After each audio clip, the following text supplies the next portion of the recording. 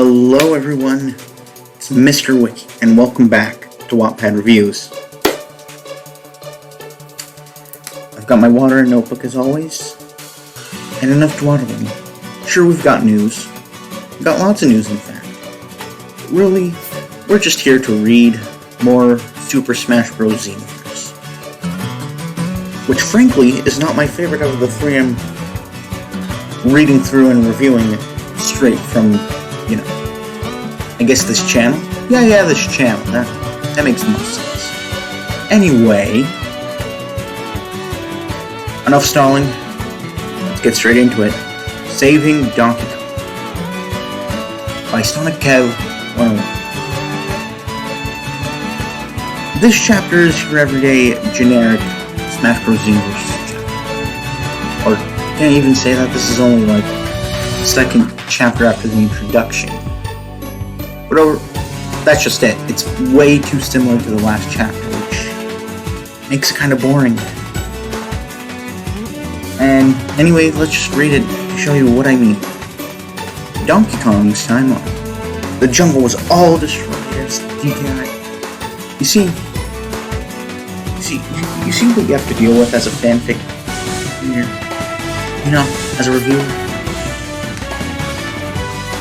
Let's see, the jungle was all but destroyed as VK Isle was being destroyed. Now I too am a beginner at writing dialogue, so yeah, I might have made mistakes like that once in writing, but ooh, that's not a good one to have. Just saying the same word in the same sentence can get on some people's nerves, Anyway, let's continue. Candy, Cranky, Tiny, and the other Kongs were found lying dead, while Donkey Kong tried to rise. However, a purple glowing K-Rool looked down on him, grinning evilly with his set of red eyes. What? Now that I think, I never put this in the question. He has red eyes, but also has the purple aura. So that means he's a false subspace clone, while at the same time a puppet fighter. Wow. Then again, I guess they needed some sort of original thing, since within the story it's probably neither of those. And Taboo and what was it, Gleam again? They have nothing to do with the story, so it doesn't matter. But DK was suddenly confronted by Diddy Kong and Dixie Kong, who were glaring at him with red eyes, before Diddy put his peanut gun to his chest. Before the ape could do anything, Diddy shot him dead. Trust me, this story has dialogue problems. Timeless. What is this? Diddy and Dixie would never betray DK, Bugface stated. Sometimes the changes in time can cause some heroes to be corrupted. Take the villain's side.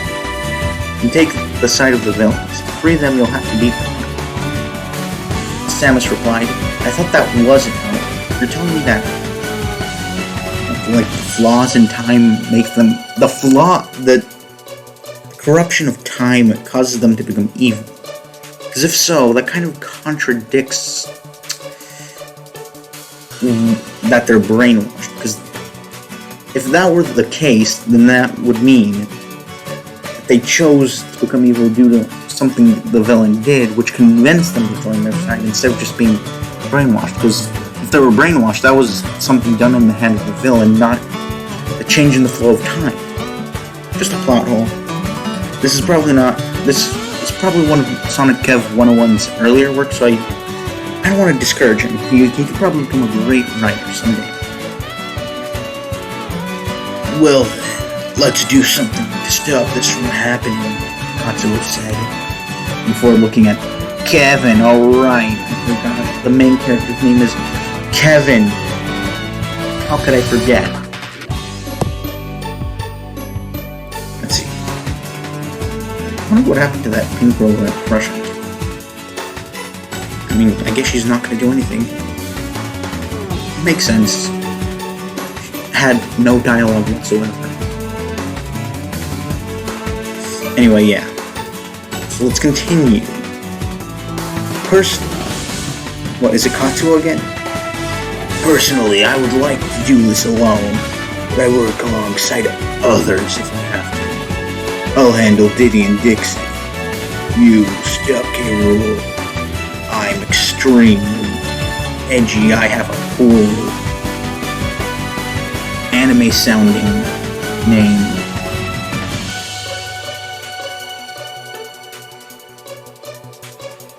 Yeah. He told Kevin, who nodded in reply.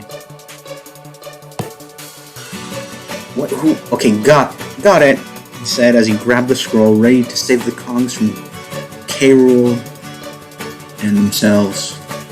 Donkey Kong timeline. A dark aura consumed K-Rool, who was smirking at Donkey Kong and Tiny Kong, while Diddy and Dixie, who were being controlled, stood in front of them. Now, since they talk, I can only assume these are the voices of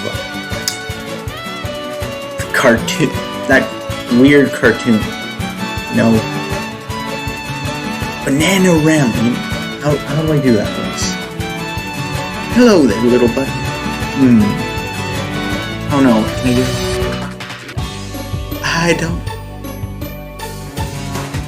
I don't know what they want me to be. I only know how to be me. Crap, how do I do his voice? Diddy Kong, what are you doing?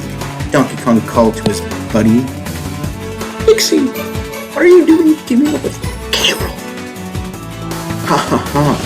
Seems fate is against you, Donkey Kong.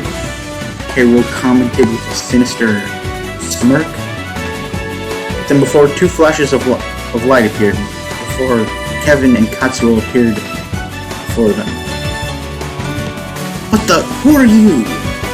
Someone who's gonna put a stop to your plans, Katsuo said. You two are on our side? I'm assuming this is really small, Tiny Kong and not tall Barrel Blast. Furry bait, Tiny Kong? I'm assuming, because later in the chapter she refers to Dixie as Big Sister. Wait, I need to recheck that. Let's continue. Donkey Kong, leave Diddy and Dixie to Katsuo and Tiny. We'll take care of K-Rool, Kevin said as Donkey Kong looked at him before he asked him. Before we do, who the hell are you? Why are Diddy and Dixie acting like this? Because they're not doing it on purpose. They're being controlled. Once again, that contradicts what Cinema said, but no one's perfect when they first write a story. Just saying. As DK heard that, he glared at K-Rool, pounded his chest, and called out, "Nobody controls my friends and gets away with it. Come on, kid." K-Rool snarled and leapt to an upper level of the forest, causing Kevin and Donkey Kong to fall, while Katsuo drew up his samurai sword and teamed up with Tiny to take on Diddy and Dixie. Diddy and Dixie are being controlled by the two tables. We let DK and Tiny believe it was K-Rool. So, oh, right. But they're still being controlled. Remember, you have to defeat them to set them free.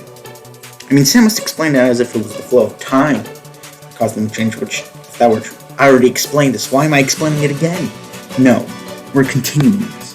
Katsuo nodded and lunged his sword at Diddy, who quickly reacted to the attack and leapt out of the way, withdrawing his twin guns as he landed before he fired.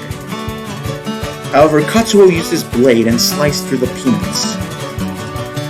While Katsuo and Diddy were in conflict, Dixie lunged at her younger... Oh my god, it is furry bait Tiny. Oh my god. But she's still young. Doesn't make any sense. You should have just used 64 times. I'm confused. How? No. Dixie's younger than... No. Oh, but Dixie's younger than Tiny Kong. Isn't that how it works? I mean, furry bait Tiny is way taller. I don't get it. I don't understand.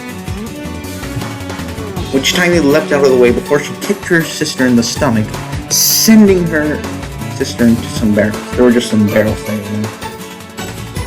I don't know where they were fighting. I thought it was in the middle of the jungle. I don't know. Maybe DK was just... I don't know, maybe he just likes taking his bananas with him wherever he goes. Who knows, I can't question it. Fanfic. Dixie snarled and responded to the attack as she threw her banana cannon at Tiny, who managed to dodge it and counter with her grape shooter. Managed to dodge and counter with her grape shooter. You know, the only crime this thing commits is that Donkey Kong never uses his coconut. I mean, you reference all the other weapons. The banana cannon, the grape shooter, and the peanut gun, of course, since that's Diddy's most famous weapon. But what about the coconut gun? It's not funny haha without the coconut gun. I mean, it fires in spurts, and when it shoots you, it's gonna hurt. I can't believe we leave out such an essential item in the DK series. Like, how disappointing, Sonic Kev 101, to leave out such an important relic to the DK lore. Man. Okay, so let's continue. Diddy Kong, big sister. Please, snap out of it. Don't let K. Rool control you both. I know you two will never betray you. God. It's not my fault, okay? My teenage throat vocal things can't make high-pitched voices. Even though I can do them correctly. Even though I've been able to do high-pitched voices before.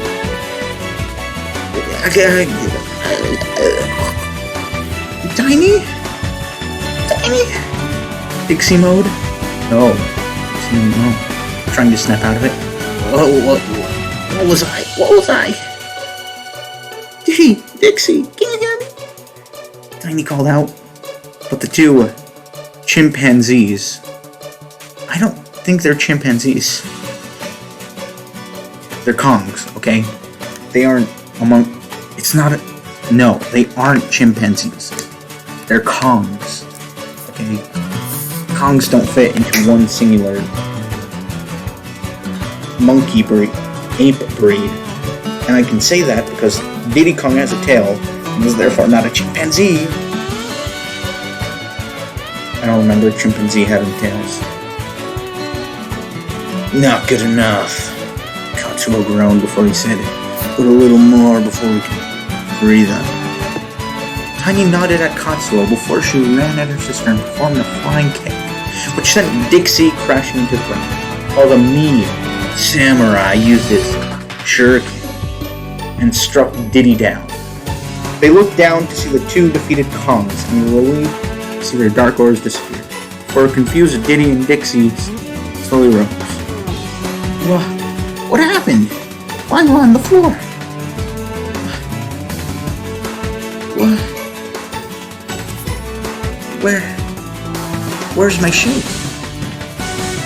Where are my vegan sausages?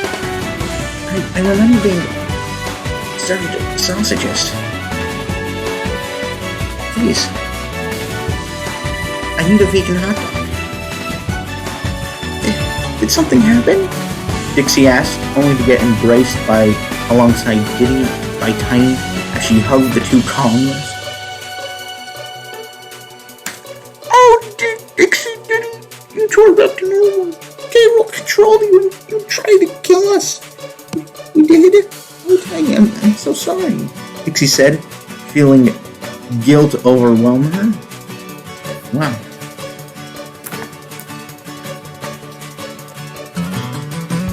Yeah. Breaking from the hug, Diddy looked at Katsuo and spoke up. You helped free us? Thanks, Diddy said before having to ask, But where's DK? He and my friend are fighting K. Rool as we speak. Katsuo replied. K. Rool? He's here too? I gotta go help DK. Diddy cried out as he leapt up to find DK. Katsuo told Tiny and Dixie to stay and protect Yellers and follow Dixie.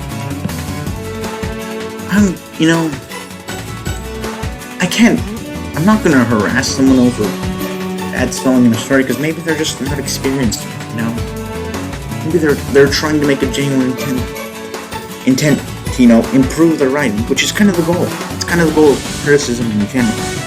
To help someone improve their story, Who knows, maybe you can rewrite make a remake one day that can actually be pretty fun to read. I mean, it sucks considering that fanfiction as a whole is stereotyped as cringy sex books written by 12-year-olds, but there's some good stuff you can find, really, especially with talented authors. If you actually look, if you look hard enough, you can find some good ones, and that people who are still improving. I mean, I'm still reading one of the longest pieces of literature ever known, the Subspace series World Conquest, and the story can be surprisingly well made.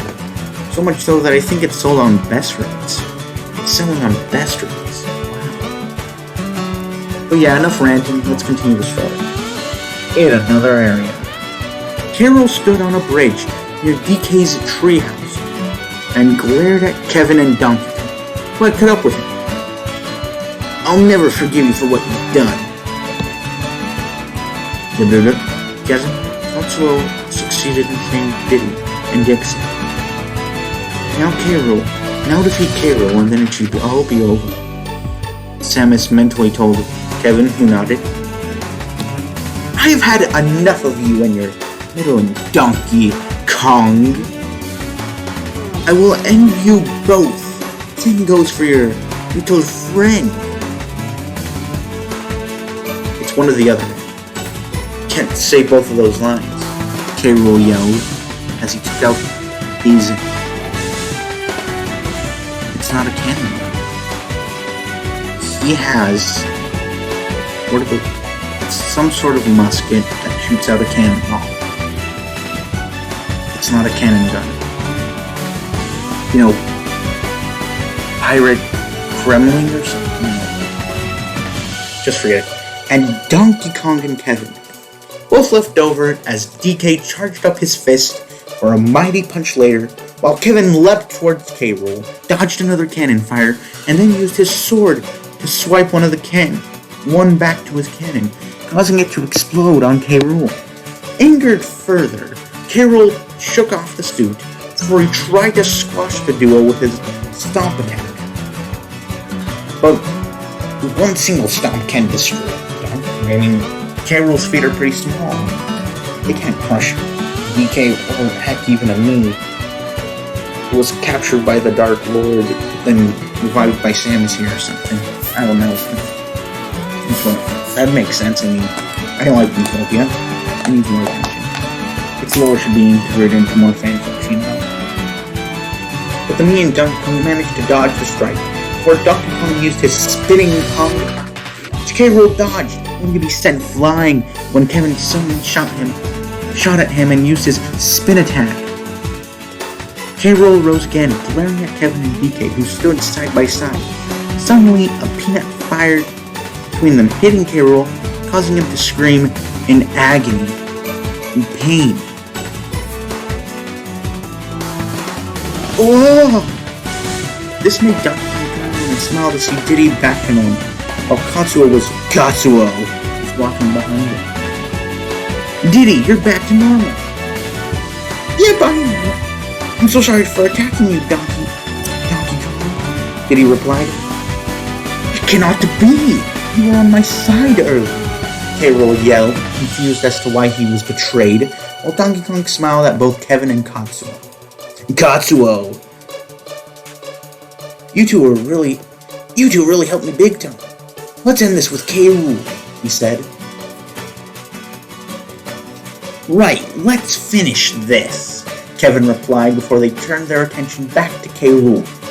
Enraged, K. Rool rushed to slam a huge punch on Donkey Kong,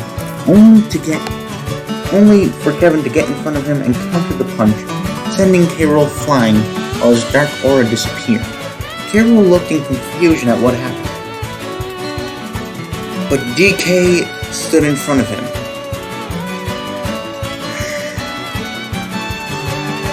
Banana Slam! Donkey Kong then called out in a mighty tone. Oh, okay. It doesn't say it in a mighty tone, and it's Slammer. It's a Slammer. Banana Slammer. You know? Come on. Don't make it sound like a bootleg.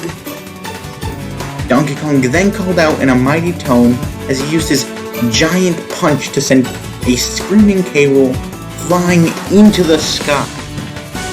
You did it, DK! Diddy cheered as Donkey Kong rushed back and high-fived. Yeah, K. Rool won't be using his mind control on my friends anymore, Donkey Kong replied, smiling at his chimpanzee with a tail friend. No, it's not K. Rool who controls.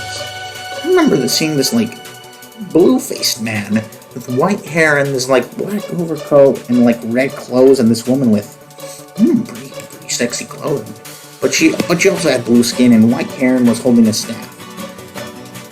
Me and Dixie approached them, but after that, I don't know what happened, Diddy told DK.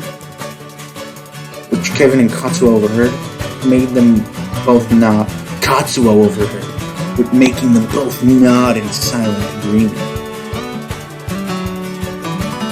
It's gotta be those two invaders they were searching for. Two strange people. Well, I know it's not our two friends here, Donkey Kong commented, turning to find Katsuo. Kevin and Katsuo were gone, making him scratch his head and ask, huh? Where'd they go?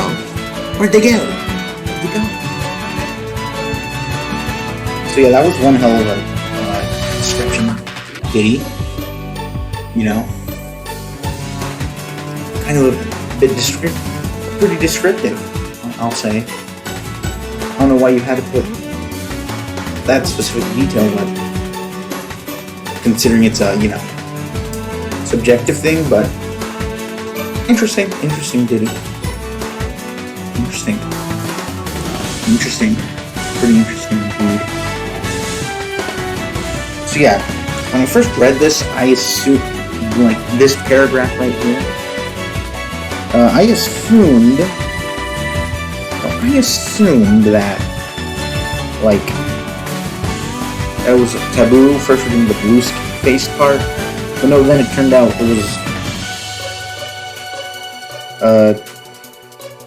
it was a mix. There was also white hair and, edgy clothes. The woman's description reminds me of, what was her name? It's Saya from Namco. It's Saya, right? That's her name, Saya. Yeah, Saya from Namco X Capcom. Because, I don't know,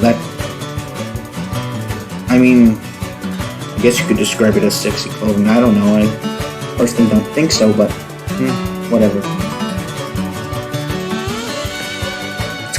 Okay, so back at the time nest. A male and female with blue skin and white hair, huh? Samus asked, listening to what Katsuo had told her. Well, how do you know what they look like? She then said, glad she now had some info in their names. Wait, are these people? That may be, Anumi said, which wore a blue headband, a martial arts outfit, was standing alongside a meat gunner who had blue eyes, light brown hair, and a pale complexion. His hair had short spikes in front, while the rest of his hair was combed down, while he wore a wizard crown.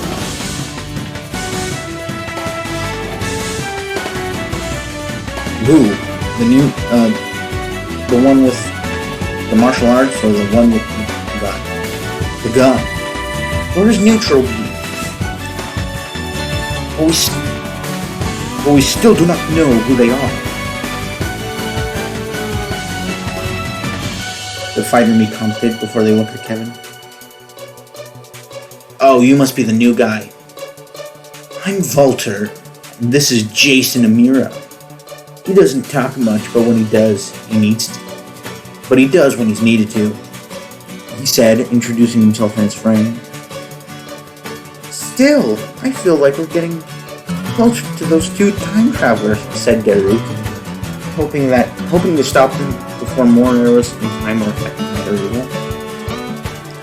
But we still have to find them, and I shall continue to search while you guys go train a bit more, Samus instructed, making all the Miis nod in reply as they trained and awaited for the next change to happen. Okay, and of course, author's note, next world is Punch-Out, and the reveal of 2 villains from this story. Okay, so whoever those weird Avatar white-haired Namco X Capcom characters are. Crap, I need some water.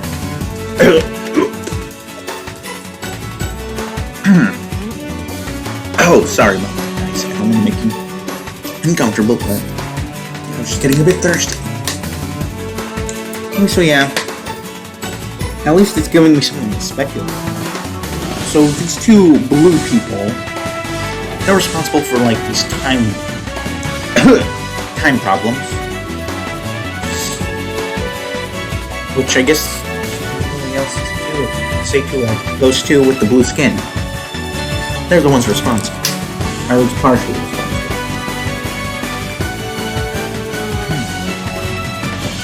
I mean, that's really all there is to speculate. I don't think I can look much into it.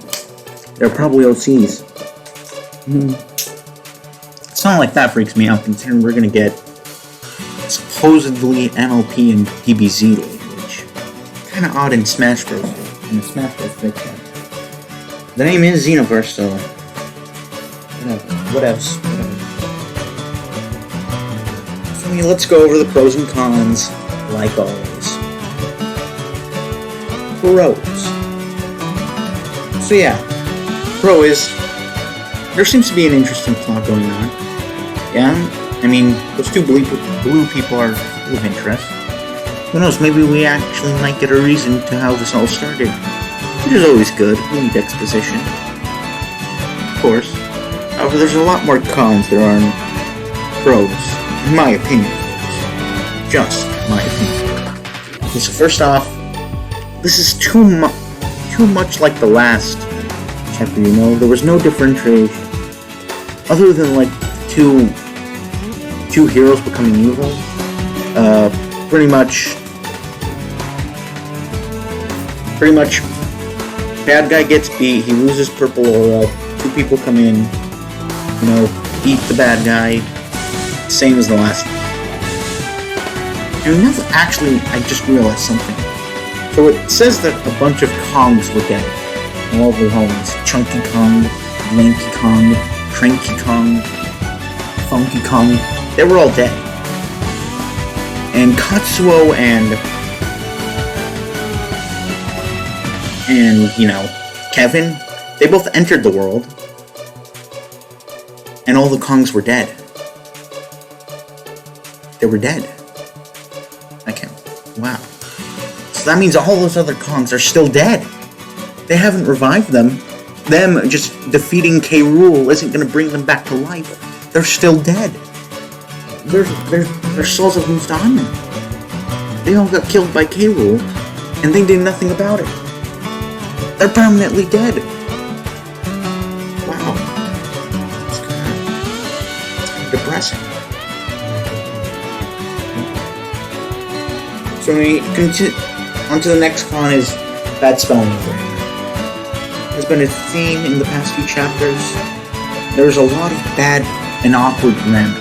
You know, lots of things are just said incorrectly, which can like both confuse and annoy someone, you know? And the last con is the dialogue can be really, really corny. it feels very generic, but, you know, maybe it's just because he's aiming for a younger demographic. Yeah, younger demographic fics aren't uncommon. You know, I actually encountered, like, a romance Pokemon fic that was K+ on fanfiction on there, which, you know, insane thought, considering most romance fics, especially on both Wattpad and, you know, Wattpad and fanfiction.net, there can't be any sort of romance without it getting, you know, too spicy. You know? It just goes straight in. And really, that's all I have to say. Personally, I do hope that Kev 101 improves. Oh crap, I just realized the OC is named after the creator. Sorry if I came off this rude, and I do just want you to improve your writing skills, you know? Don't get discouraged over one negative review. Continue writing, you'll improve. Anyway, that's all I have to say for today. I hope you enjoyed this review of Saving Duck from Super Smash Bros. Xenoverse. What is this? Third, like, I guess, fourth chapter not including the fourth chapter, third chapter not including the prologue. So yeah, that's all I have to say. This was Wattpad Reviews, and remember, I want your admiration, not your idolization.